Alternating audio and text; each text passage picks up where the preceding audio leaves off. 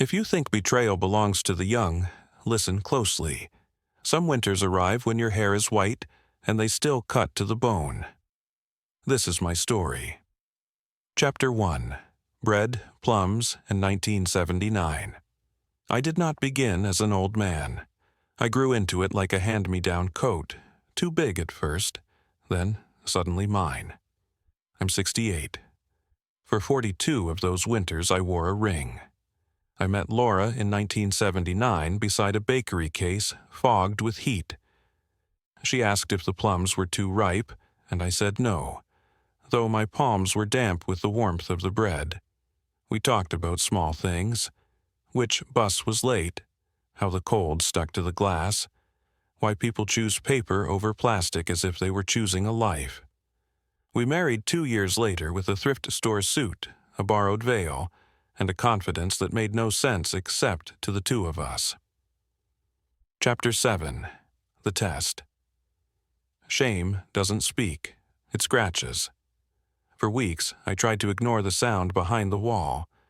Then I walked into a pharmacy that smelled like lemons trying their best and bought 2 DNA kits the way a man buys a bad idea. I told myself it was for the grandkids' family tree. I hated the honesty of that sentence even as I rehearsed it. My children agreed without suspicion. We joked about ancestry as if it were a game. Who gets the stubbornness, who gets the ears? I mailed the kits with a return address that wasn't a home. Tuesday came back heavy. The email arrived with confetti animations that felt obscene. One result matched me like a mirror you clean and trust. The other slid away from my hand like a fish. I sat so still the chair forgot I was there. I remembered labor room light, unreal and buzzing. I remembered a baby's wrinkled head and my clumsy hands terrified of breaking her. I remembered the recital I clapped too loudly at, the softball game I arrived late to, the minivan that taught us all three the patience of waiting for a tow. Love is a ledger you write into without checking the balance. I didn't tell anyone that night. I folded the email into silence and put it in a drawer inside myself I hadn't opened before. Chapter 8. The Second Leaving. I went to the house.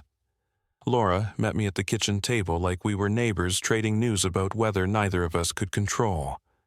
I did something, I said. Me too, she said, and her eyes told me she already knew the shape of what I'd done. I placed the truth between us like a sharp utensil. She went pale in the way curtains fade. There was a question once, she whispered, years shrinking around the word. I decided questions shouldn't raise children. I decided we would. You didn't decide alone, I said, not raising my voice because the wound did that for me. She reached for my hand. I moved it like I'd touched a stove. I packed differently this time. Fewer clothes, more papers. I called a lawyer with solemn eyebrows and drafted a will that shifted money toward the small people who still think the world is mostly promise. I created a trust for their futures and decided the adults could wait. It felt harsh, just ugly, wise. Every contradictory truth at once. Then I went to the spare room at Harold's and assembled a box. Letters she'd written before we married, our 2 rings, and a cheap mirror tile from a hardware store. On a note beneath the glass I wrote, I hope you find the woman you wanted to be. I wanted her too. I didn't deliver it, not yet. Some offerings need a vigil. We didn't own much. I owned a rusting toolbox. She owned a laugh that kept our rooms from sounding empty. We stitched a life from shift work and coupons and stubbornness.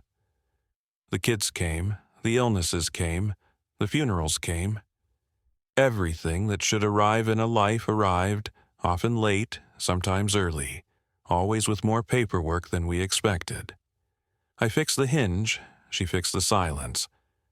I thought that meant we were safe. Chapter 2. Comfort, the silent sedative. Comfort softens the edges of fear, until you can't feel the bruise anymore. We found our grooves, I worked, she kept the house's pulse steady. The children rose into themselves like bread in a warm room. Anniversaries arrived with names, linen, china, ruby, that never moved me as much as oiling a door, regrouting a shower, or replacing a step before it bit her ankle. Love isn't fireworks when you're faithful, it's maintenance. Around year 37, I started walking alone after lunch. Knees dictating pace, thoughts arriving like sparrows. Not important, but insistent. On Maple Street, a chalk hopscotch grid kept reappearing after rain. On Lincoln Avenue, the blue mailbox leaned farther each season, as if it too had a bad back. Routine became prayer, and I bowed to it without naming it. We aged the way porches do, weathered, still holding. Chapter 3. The Second Face. We'd shared phones since phones were leashed to kitchen walls. This one, her new one, was a secret face she turned to more often than me. I don't accuse, we all fell into ours. But her smile changed. It went somewhere beyond the couch, beyond the room. She began taking the phone to the laundry room, to the bathroom, to the backyard for light.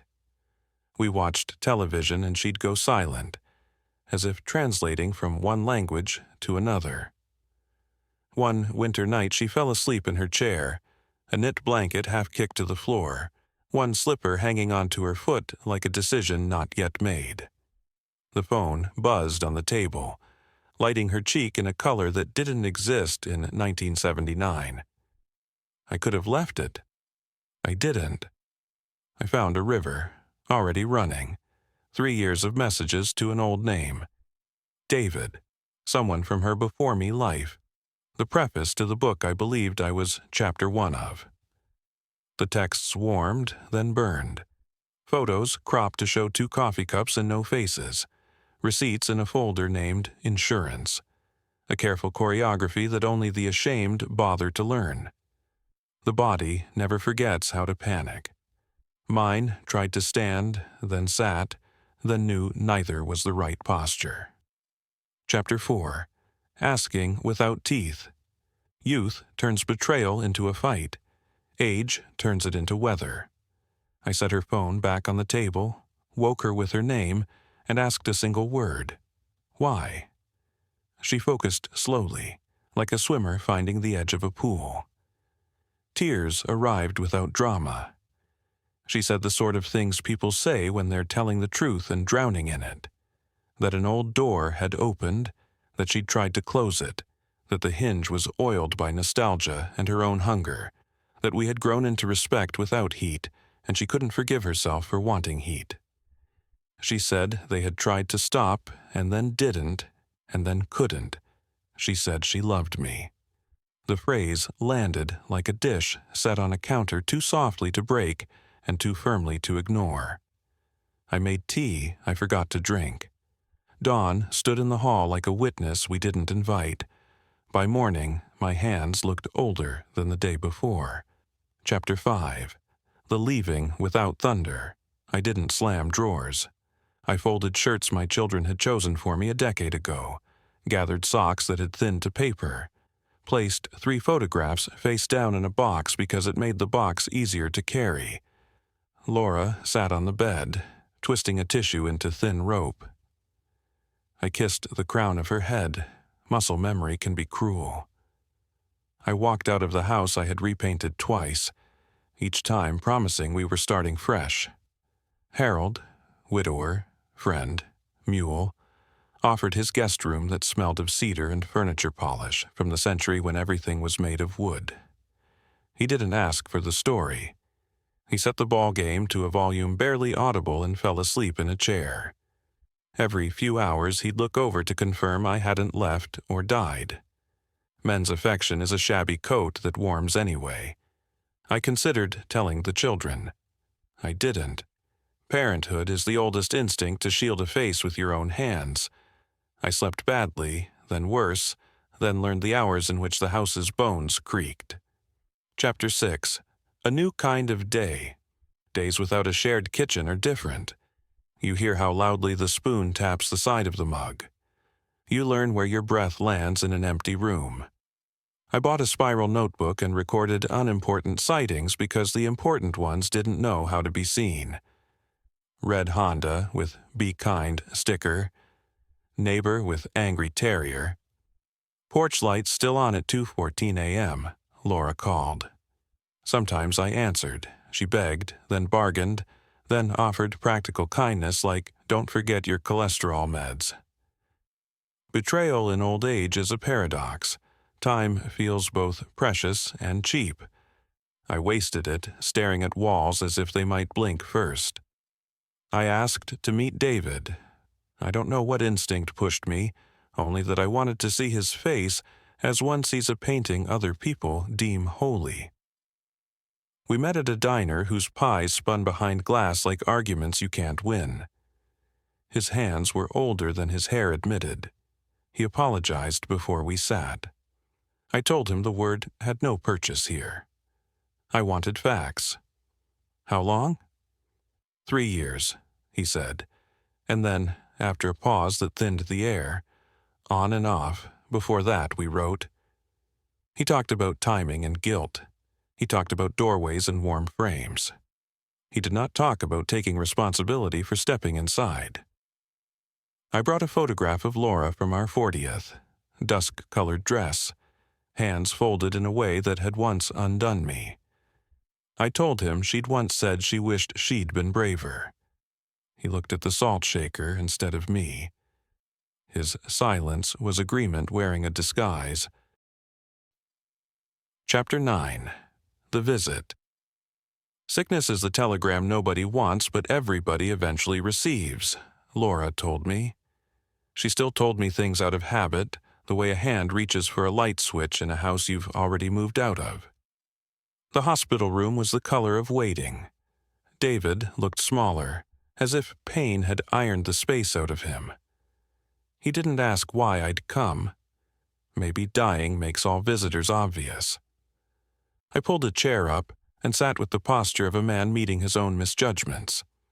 He started to apologize again, polished phrases, well-behaved regret.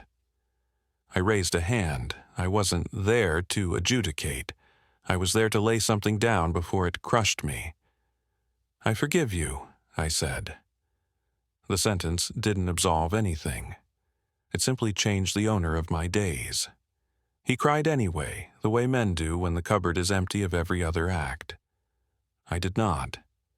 Inside me, a small metal object began to warm. He died 3 months later.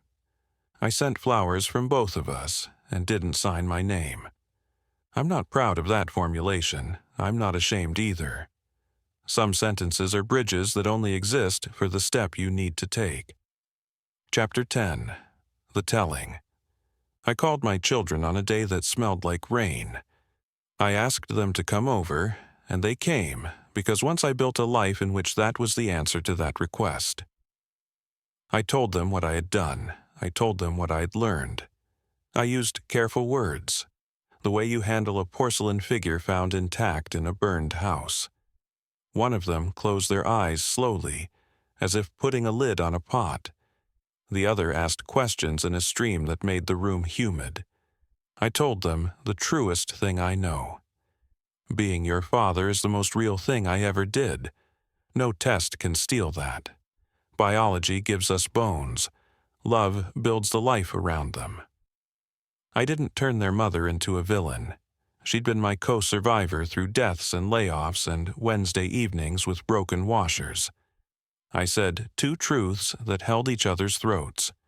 She broke something in me. She stood next to me when the world was cruel. They tried not to take sides. They failed. They tried again. That, in my experience, is family. After they left, I sat in the doorway and listened to the house breathe. Grief is an animal that sleeps at the foot of the bed and wakes when it wants. You don't train it. You live with it kindly and keep the water bowl full. Chapter 11. The Thursday Room. I rented a shuttered dance studio downtown. The mirrors were cracked, The floor had splinters, and someone had left blue tape that spelled Jazz Hands in a jaunty font I could not forgive. I cleaned.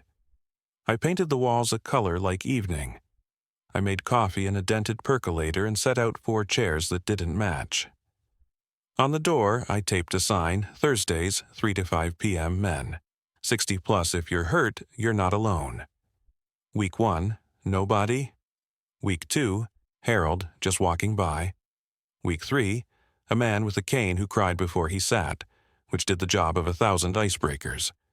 Week 4, 6 of us, telling the truth like people discovering a language late in life. We spoke about wives who died, wives who left, wives we failed. We spoke about bodies that won't obey, children who became mysteries, and the particular humiliation of asking for help at the pharmacy. We also laughed, loud, criminal laughter, at our own expense. It felt like church if church let you put your forehead on the table and say, "I don't know how to do this," without anyone rushing to fix you. I didn't start a movement. I started a room. But rooms become maps, and maps get you home. One Thursday, a man asked, "What do you do with the love that has nowhere to go?" We sat with that question until the coffee went cold. Then I said, "You put it into chairs, and a sign and a key under the mat. You put it into showing up." He nodded, like I'd told him where the spare fuse box lived. Chapter 12. The Unexpected Step. There were 2, really. The first was the test. The second surprised even me. I asked Laura to meet me at the old grocery that had somehow outlived our certainty. The bread wasn't the same. We stood near the plums for symmetry's sake. "I'm changing my name," I said. Not back to some old masculine anchor, not forward to a new romance. To my mother's maiden name. A quiet, stubborn name carried by a woman who loved me without betrayal, and with the mundane ferocity that keeps a child alive and a boy honest. I want the rest of my years labeled by a decision I made for myself. She stared like people stare at eclipses. Afraid, reverent, unable to look away. She nodded.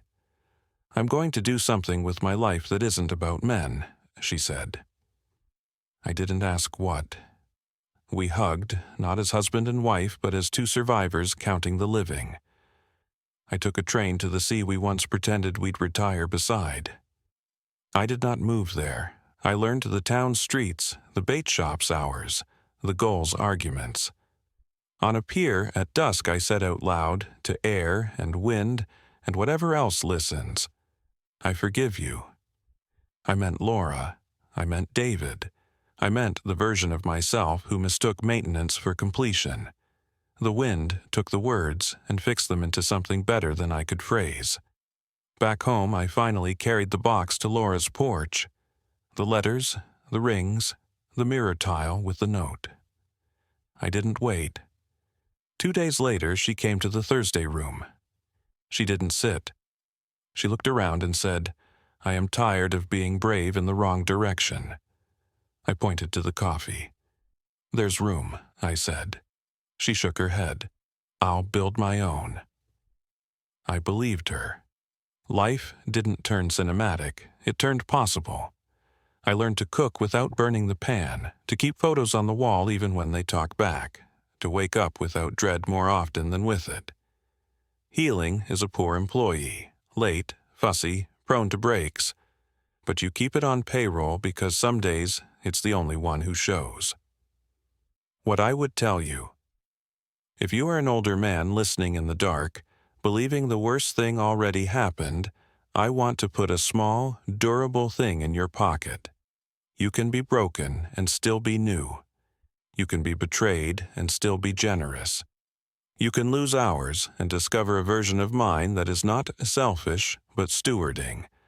Love for your grandchildren does not run on the same electricity as blood. It runs on showing up. Start a room, or find one. Put your name on a door. Warm a pot of coffee. Notice the terrier on Maple. Write down Red Honda. Add a chair, then another. When someone asks where to put the love that has nowhere to go, point at the chairs. Closing address to viewers. If you think betrayal belongs to the young, it doesn't. Winters still arrive when your hair is white, and they still cut to the bone. But you are still here. Breathe. Put your hand on the next small, honest thing. Then do it.